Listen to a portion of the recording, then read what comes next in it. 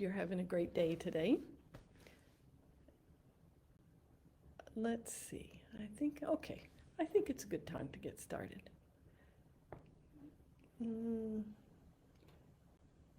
Take a moment first and close your eyes and just go inside and take a few relaxing breaths. And so don't push yourself. Just take the breath as far as you can comfortably and let all the cells of your physical body soften.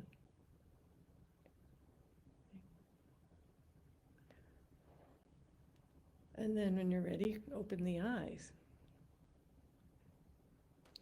So on Instagram, we asked our followers, what are you attached or addicted to?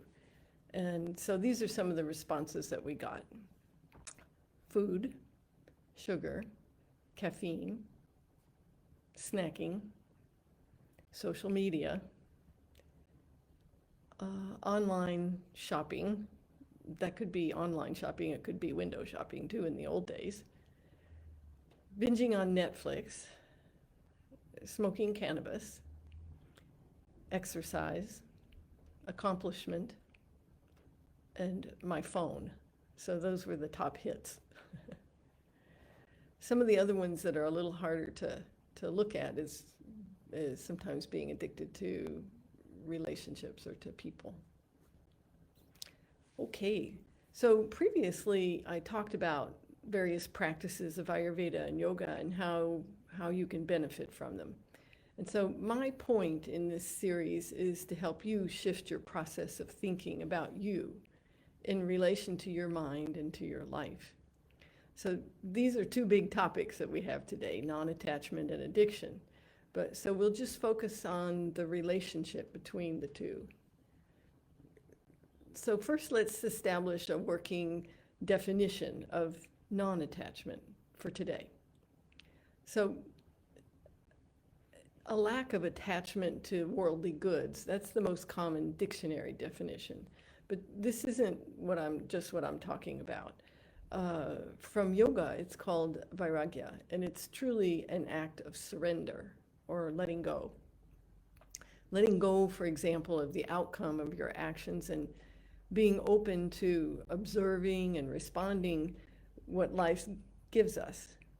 And it may be what you expected, and it may not. And in the Bhagavad Gita, it's one of the yoga texts. It says we come to be alike in success or defeat. And this means, and it doesn't mean that we're all like that immediately. It means we can handle our defeats with as much clarity and refinement as we do our successes. And if you make a proposal for a job and it's not accepted, then rather than falling into depression or self-pity or lethargy, or you realize that there must be something better in store, and you keep moving forward with enthusiasm for life. So this is what we can come to with the practices of yoga, for example. And so you can see what you might be able to improve, and how or where else can you provide services or be in life. So we stop taking things so personally, related to our value as a human being, and we look for ways that we can improve. So you see, this is a particular mental approach. And it may be easy in some situations, and it's going to be more challenging in other situations. And this is what we can aspire to, because it does work, and it is just life. So consider this. So with non-attachment, we relate to the world as it is, rather than what our mind makes it up to be. So emotions can come, and then they resolve easily. And then we can allow life to unfold easily, without resistance. We can have the clarity to be truly compassionate and loving. True contentment, or what's called samtosha, then becomes available to us. Now, this doesn't happen overnight for most of us. Certainly some people might have a spiritual experience or They make an internal decision for change, and that can take us in that direction. Yeah. But it comes with being consciously aware of our mind and training it in the direction that we want it to go. You know, our mind is our tool, and this is what the practices of Ayurveda and yoga are for. Our mind isn't who we are. It's something that we have to use. And as with anything, we need to take care of it. And this is something that most of us we haven't been brought to that in life. You know, that wasn't how we were raised. So you may have heard me say the mind or the body will habituate anything. It will habituate good things or bad things. Or things that are not good for us. And so when we haven't been trained in any conscious way, then we need to do that training, and we need to do that as an adult. And this is just part of life, and it's part of our maturing emotionally in life. So they just let that rattle around in there and see how it feels. Now, what about detachment or detaching? Well, you know, this is a word that gets used sometimes, and somehow people use it interchangeably with non-attachment, but it's really different. You know, can you feel it? It has resistance in it. It can have aversion in it. So it's something that's very different. And for some people, it means that they become indifferent or not caring. And that's not what non-attachment is at all. But in either case, detachment lacks the freedom from something, right? If I'm detaching, I'm sort of pushing away from it. And really the resistance is still there. And sometimes you could say that this is kind of a hidden form of attachment. And then there's attachment. It's part of the human experience. You know, we become pretty attached to our body. But perhaps, you know, this attachment grows in us because there's an illusion of control, or we think that we can control something outside of us, or we just latch on to something because we think it's working for us. You know, that it helps us feel better. You know, it can also begin, for example, as an affectionate attachment, like with a mother feeding a baby. This isn't a bad thing. But the desire for that attachment, it's natural for it to fall away. Yeah. So when we become attached to eating a particular food, for example, or exercising a certain amount, or having one more drink to relax, it seems like it captures us. And then we may find ourselves going back to it again and again, looking for relief from something. And then often it's for more and more of it. One way to know if something is becoming a problem is when you're thinking about it. When are you going to have it next? When are you going to do it next? You're planning it, you're worrying about it, or you're fixating on it. So what about then working on a project, you know, diligently and being attached to the outcome? How do we not do this? And this is where we get to learn many of life lessons. So that life is really a process. So it's not about the outcome of the project. Yes, we'd like it to be great, but it's really about the process and the steps and everything we learn and what we experience. And that's actually what brings us to the outcome. So the interactions, it's the creating, it's the manifestation. It's just one thing leading to the next. So less attachment, less suffering, more joy. More attachment, more suffering. So it's not about the thing, it's not about the project, it's not about my effort. It's about the mind and its response to my past experiences and how they're affecting my present, my life right now. So if my happiness, for example, is dependent upon what someone else is doing or not doing, or how well something I have, how well something I have no control over, how well that's going, I'll be miserable. And this is really bondage. This is not freedom. So in the beginning of the Yoga Sutras, Patanjali's Yoga Sutras, it references yoga being about the fluctuations of the mind, or yogas chitta vritti nirodha. It's the fluctuations or the aberrations of the mind. And then further on in the sutras, it talks about the 5 kleshas, and one of them is rag, or attachment and addiction.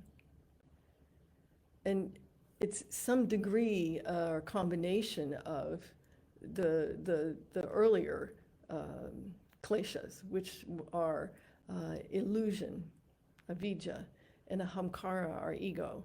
And that's what brings us to rag, or addiction. Can you see that based on what I've already said? We start to get this wrong thinking, and it takes us down a path. And our ego gets overly involved. Ego's not bad. It's just sometimes it can get a little bit out of hand. And so then that takes us to this attachment. And underneath it all is one of the other kleshas, which is fear, and fear of death. So we can define addiction as attachment to something to the point that we continue to do it even though we know it's harmful to us. So the mind becomes attached to something or to someone, most often to avoid some kind of discomfort. Sometimes we think, oh, but I like that so much. Yeah, okay. But when we get to where we feel like we can't live without it, we're using it for something else. So our ego, or our ahamkara, will also tries to keep us in denial about what's really going on. We try to look good. But what happens is that there's this discomfort underneath, and the strength of that will drive you to take that attachment into addiction. So that's just it gives you the idea of how this happens. And realize that, the Yoga Sutras are over 2,500 years old, and they were writing about it then. So it's part of the human experience.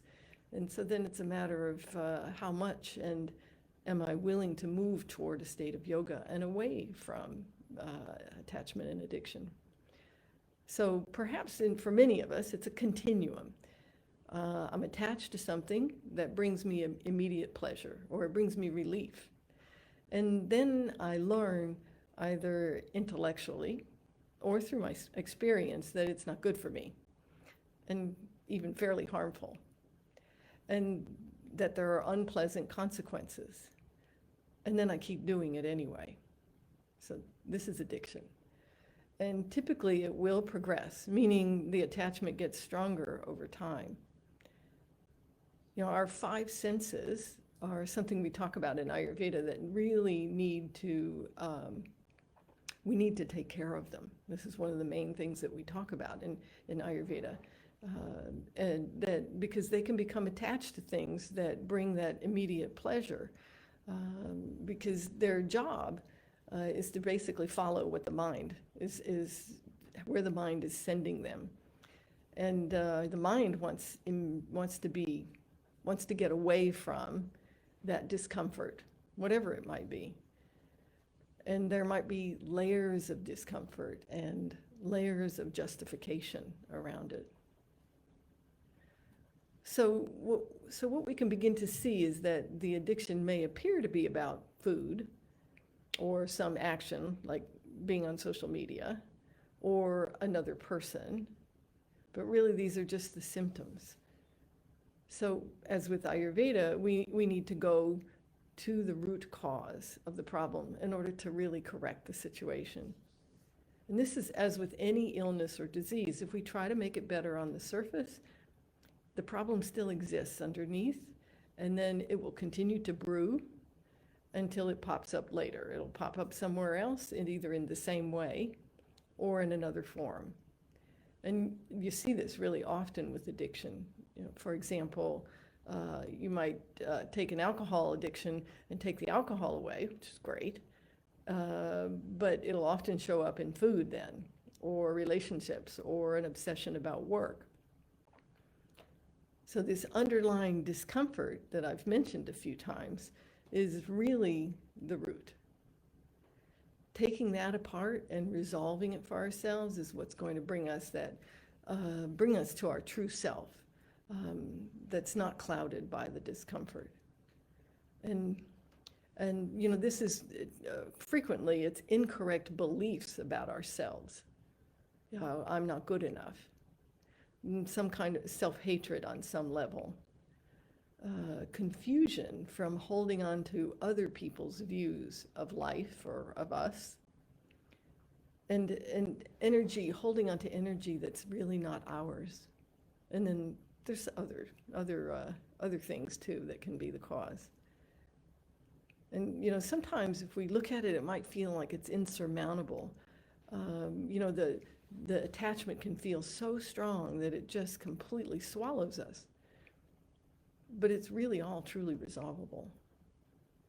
And this is where we're meant to be our own healer, and that comes through our spiritual connection. And sometimes that spiritual connection comes through our connection with nature, which includes other people, our trees and animals, our connection to the stars. So our ability, though, to see solutions comes from that connection to the source of the universe. And this is where the practices of Ayurveda and yoga lead us. They take us to non-attachment or vairagya.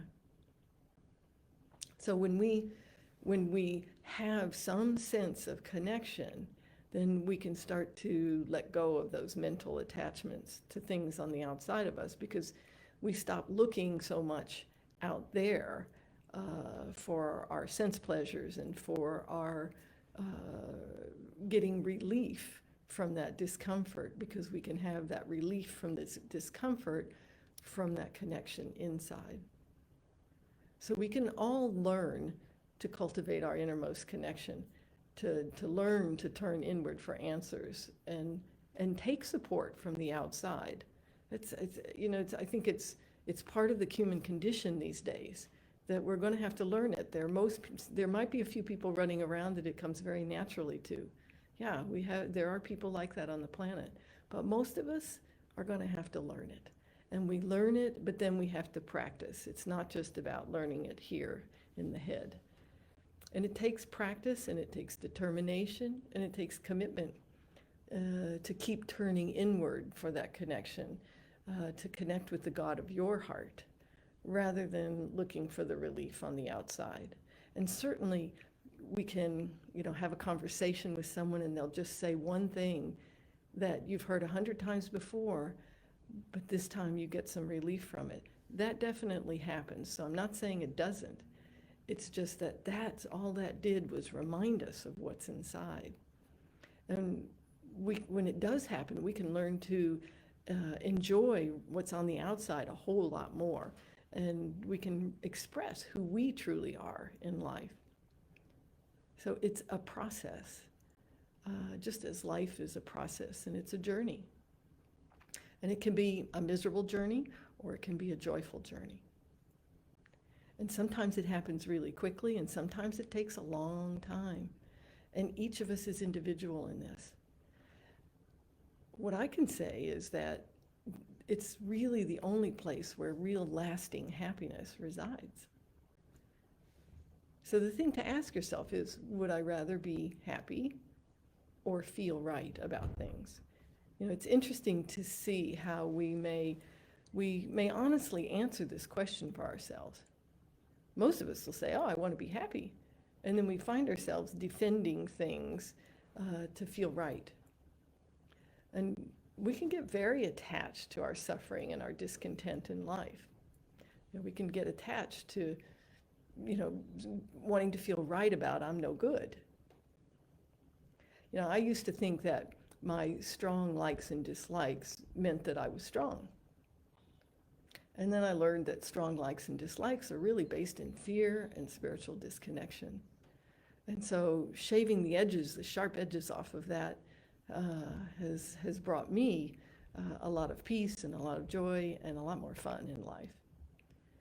So clearing those fears meant learning to trust the process of life, and practicing faith meant trusting the God of my heart, or the source of the universe.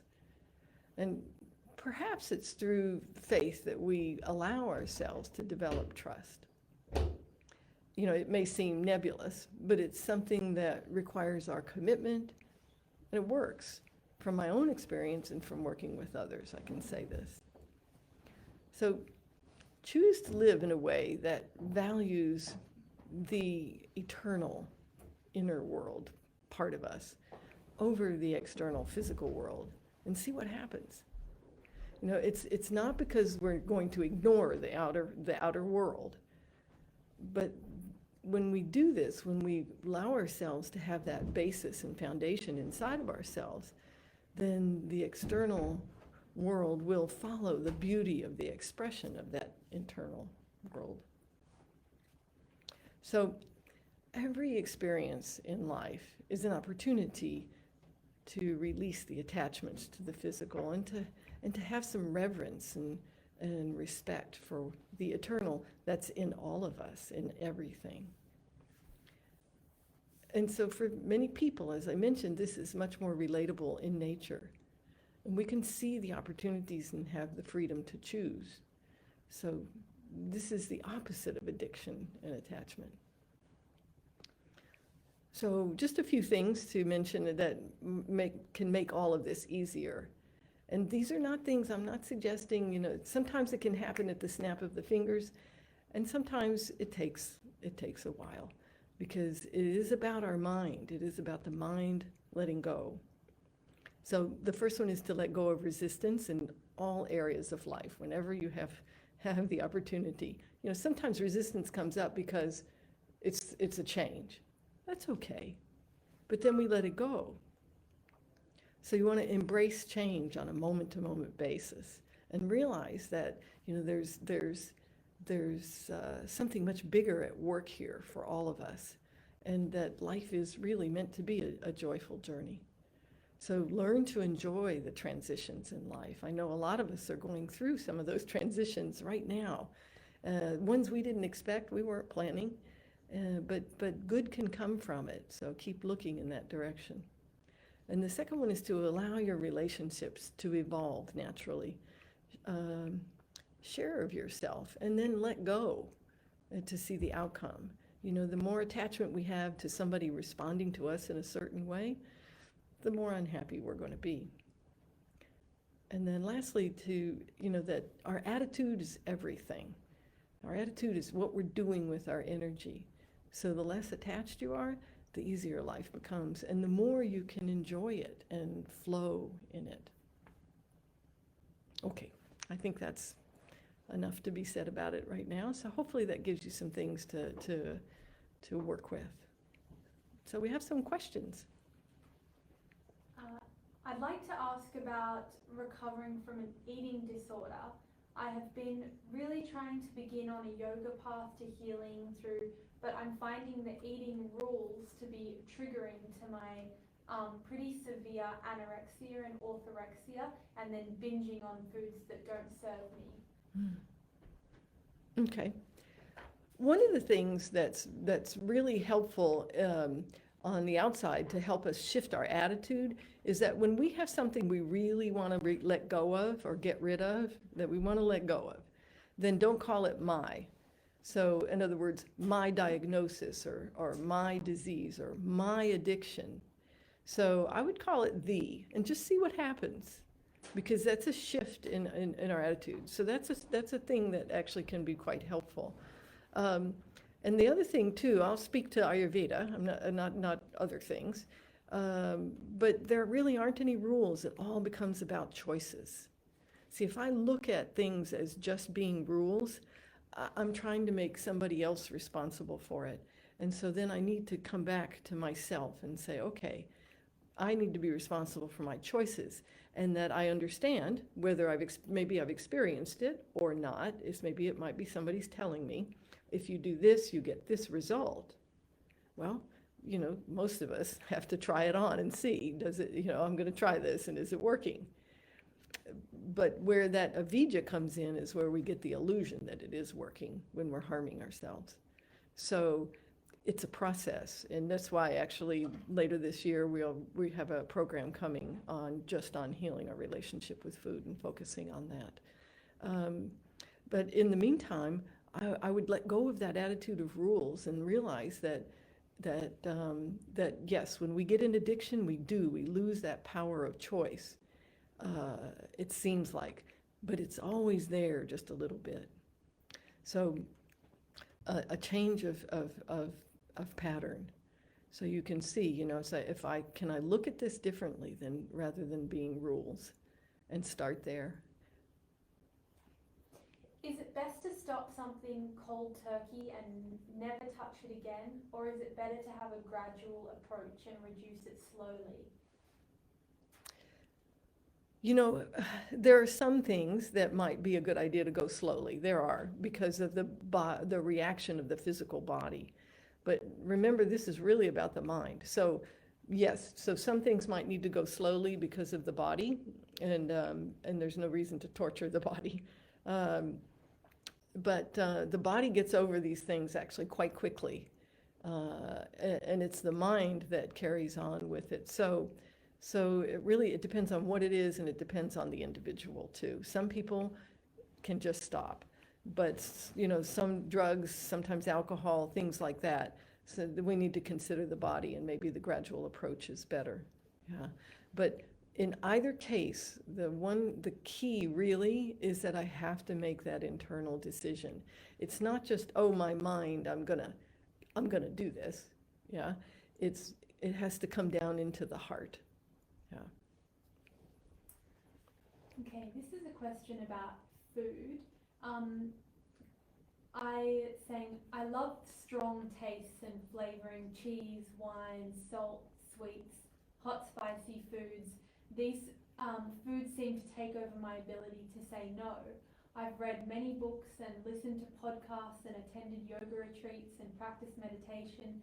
So I'm aware that these decisions must stop, it's emotional eating. But I often still end up overindulging and saying, I'll start tomorrow, but then tomorrow never comes. Okay, so this is a really common situation. A couple of things here. One thing that it's if you're listening to this about Ayurveda, you need to understand that when the doshas, especially Vata and Pitta, but all three, Kapha as well, when they are in excess, the mind is highly affected. So that's part of it. So when those are all Pitta increasing foods you're talking about there, and drink, and so that is. So when Pitta goes up in excess, one of the things is we become really controlling and attached to things. It's very strong, that fire element, right? So, so just starting to tone that down will help to calm the Pitta. Yeah. But then so we can be aware intellectually of that internal decision. But again, we have to go back to the root of those emotions. What is the belief? And this is what it really is. So I talk about making an internal decision, but what we really have to do is look at what are the beliefs that I'm operating from that are driving me to say, oh, I'll do it tomorrow. Oh, I'll do it tomorrow. Yeah, because then we have some belief that it's really okay. Oh, everybody in my family did it, so I can do it, which may or may not be correct.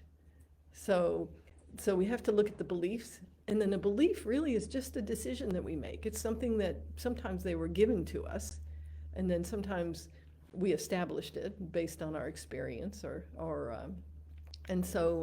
there's something that can be changed. Yeah.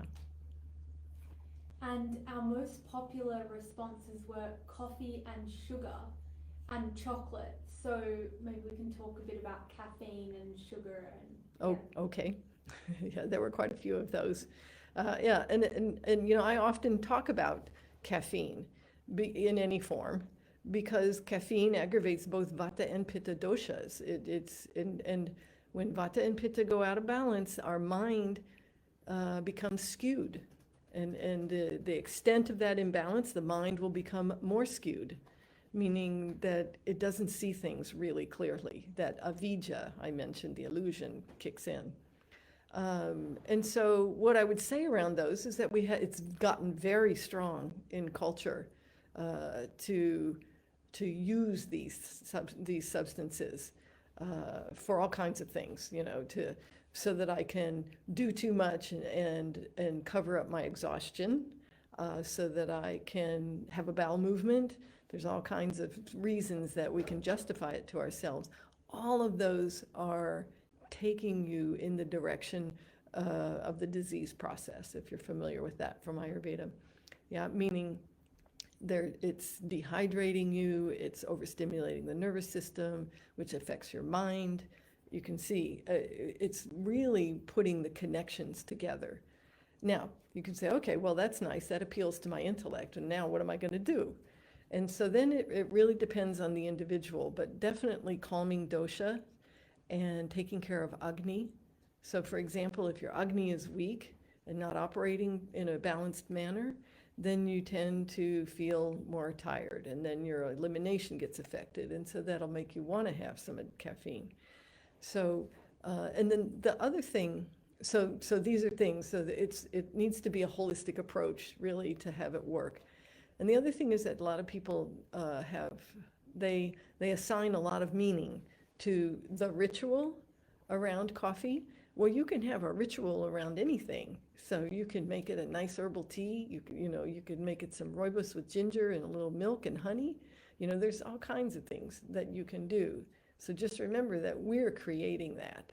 And if we create one thing we think is beautiful, we can create another. Okay. This gal wrote, what would you say around attachment to teaching a great yoga class? Sometimes I see how this desire to teach a really wow class steals me from the enjoyment of the present moment and makes teaching feel a bit heavy. I would really like to be able to simply relax and let the teachings flow through me. Yeah, that's a great question. So showing up and being yourself is what always works the best. We think we need to do something special. I want them to have a great class. This is trying to control something you can't control. You can't control whether they have a great class or not, but you can offer a great class. You see the difference? The difference is I'm trying to control things I have no control over, and or am I willing to just have my eternal connection and show up and offer what I have to offer. And when you do that with that internal connection, it'll go very well, and you'll enjoy it, and there won't be that heaviness, because that heaviness is there's actually a level of dishonesty in it. Teaching is not a performance. We're not perfect. None of us are. And trying to be perfect or trying to get it just right is, if you think about it, it's actually not that much fun to be around. And also, there's a degree of perfectionism. If you're trying to be perfect, notice again, if I say that, how does that feel? It's from the outside in. I'm trying to be perfect, or I'm trying to get it just right. And it's very different when we come from the inside out.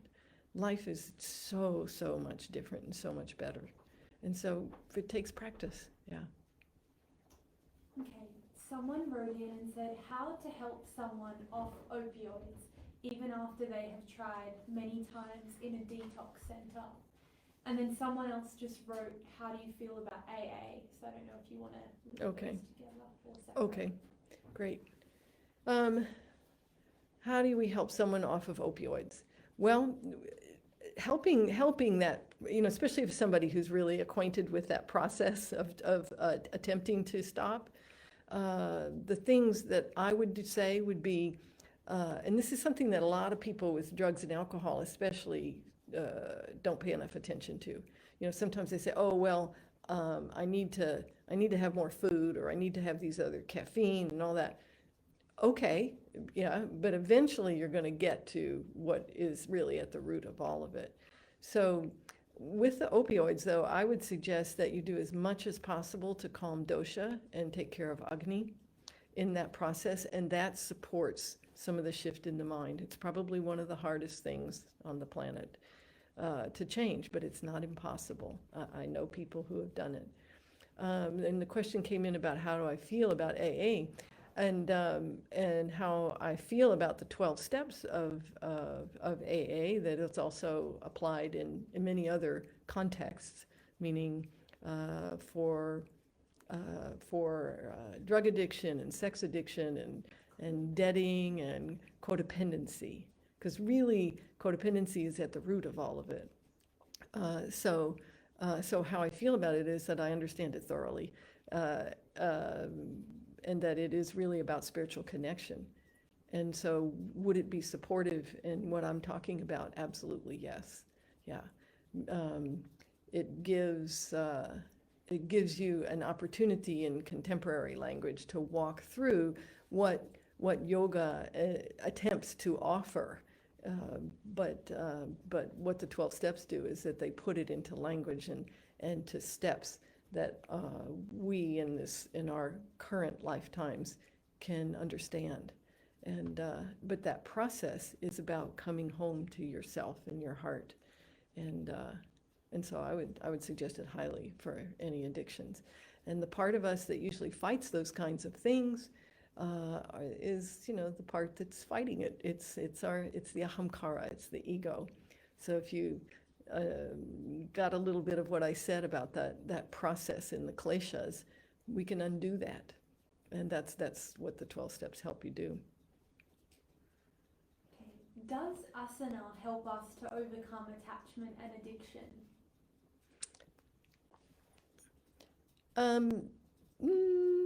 Asana can help in a small way. It depends on the attitude with which it's approached. If it's approached in a sattvic manner, meaning with balance and harmony and working from the inside out, most of us don't start there. I certainly didn't start there, but that's what it needs to come to. So then it can be a good support, but is it going to be enough on its own? Probably not, yeah. And then I'm going to put some of these together, but you can divide them if you like. A lot of people writing in saying addicted to their phone, addicted to social media, addicted to being online in general, also having the TV on in the background, also just having their headphones in and always listening to something, having some distraction. Okay, good, yeah. Related to technology. Yeah, so related to technology. Yeah, so some of us want to blame it on technology, and there certainly might be some types of applications and things like that encourage that kind of behavior. But the technology itself isn't really the problem. However, what we're desiring, what you notice, for example, in the wanting to be on there all the time, we're desiring connection. And what we really need that in our personal connection. And so it's not the only way. This is our next best thing at this point. But you can see, that, am I showing up real in myself, or am I just kind of walking through the motions with something?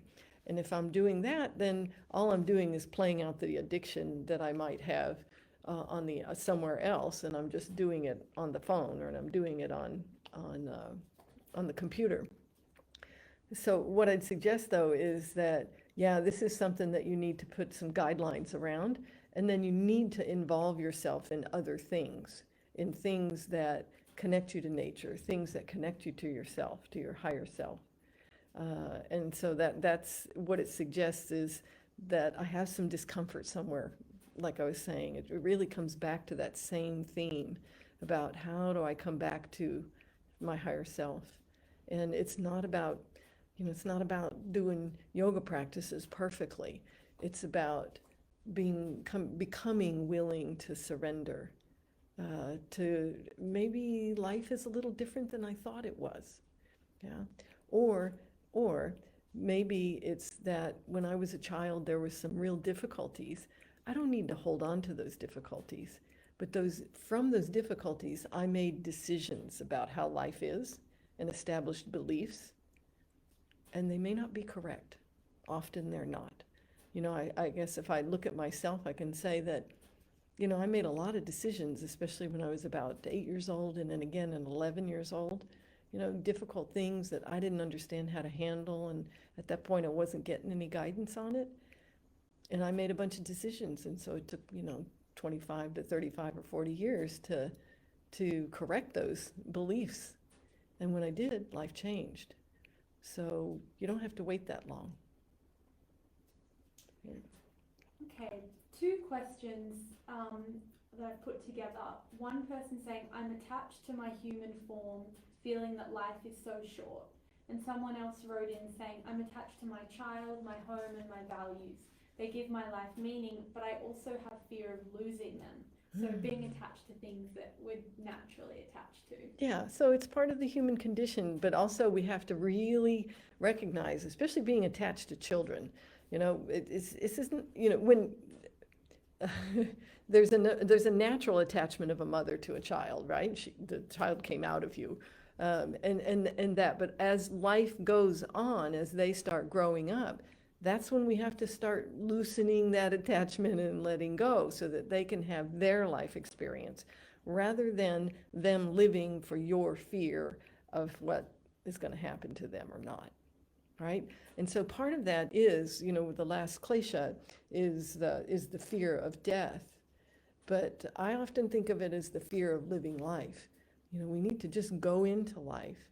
And when we start to have that faith and trust in something, that thing that drives us deep inside, the God of our heart, you might say, or the source of the universe, when we have that, then we know we can find good things in everything that happens, in which case I can stop worrying about, what's going to happen to my child. Yeah? Because, they're going to fall down. Sometimes they're going to have a boo-boo. They're going to hurt themselves, or they're going to do something that we think is stupid. But they'll learn from it if we stay out of the way. How do you know if you have an attachment in a relationship? What's the difference between a healthy relationship and a codependent relationship? Okay, that's probably a pretty big topic for us right now, but what I will say is that if I make my happiness dependent on what this other person is doing or not doing, that's codependency. If I try to control how that other person feels, that's codependency. So those are just two examples. Yeah. Okay, and then a couple of people wrote in saying they have attachments to like sattvic things. So one person said, I have aspirational spiritual goals, spiritual development, but I can feel that I'm attached to these things. Can you have sattvic attachments versus tamasic attachments? And then someone else wrote and said, can attachment be mixed with sattva and tamas? So yeah, you can speak to that. Okay.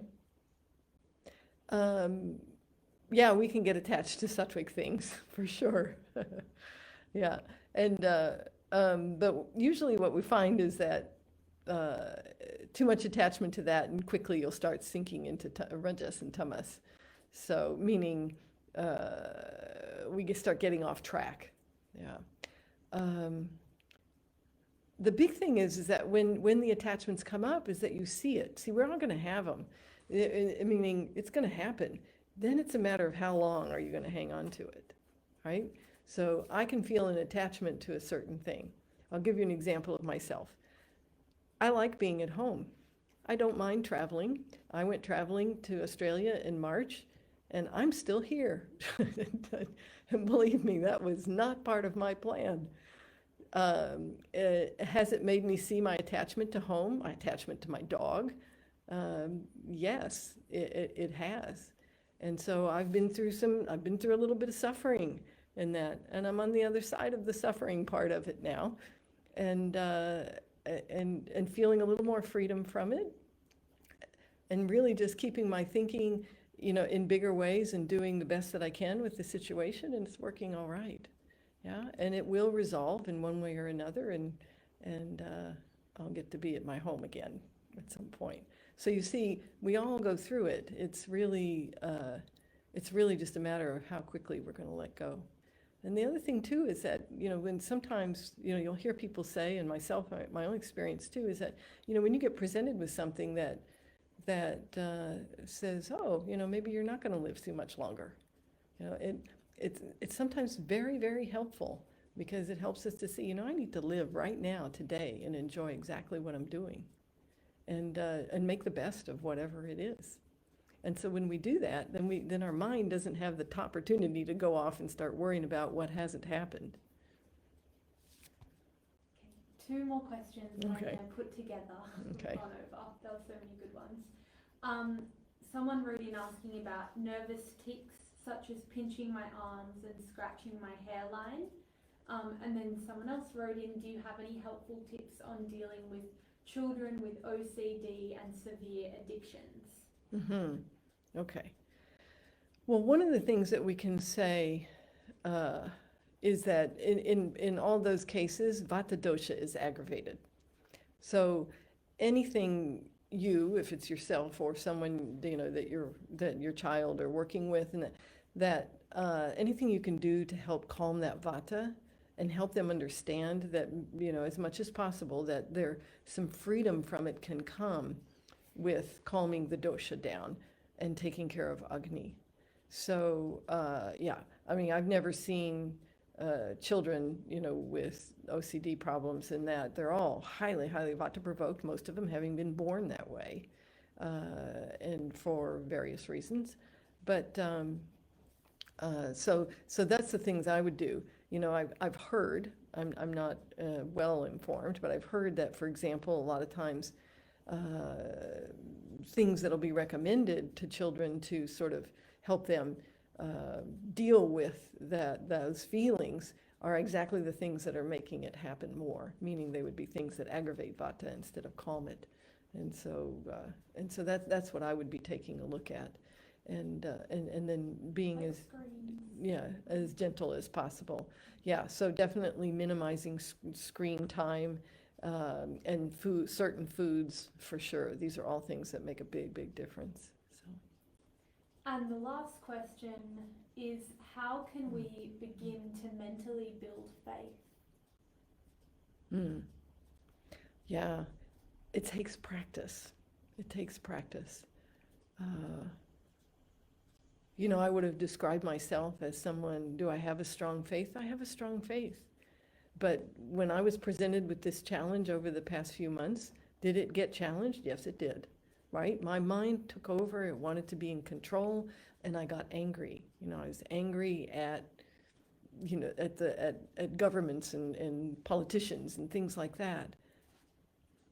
Faith goes out the window the moment we do that. Now, I'm not saying it's wrong to get angry, but hanging on to the anger is the problem, right? We can all have our response, but then we need to let go of it. So the way to build it is to start really simple, to find something that you have an opening to. So for example, for me, I wasn't very open to prayer. I was like, I don't think so. Yeah. And so it was suggested that I go and I got a book that a woman had written. This is about 40 years ago or so.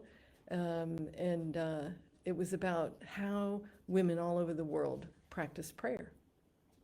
And so then in that, I found something that I could work with, and I started working with it. So I started working with a simple prayer in English at that time. And then from there, it's just been a matter of daily life. And every time I bump into a difficulty, I realize that, oh, okay, so now what if I just back up and step into some faith about life? What would happen with this difficulty as I see it? So those are the things. Those are some little steps that I found useful, and I think starting simple and small is really great, because you can then grow into it. trying too many things on the outside to support you at first, I think sets up for failure. Yeah. So one small internal thing. Yeah. Is it? Good. Okay. All right. A big topic, but I really enjoyed being with you today, and I hope that you found something helpful here. Yeah. Very good. Namaste.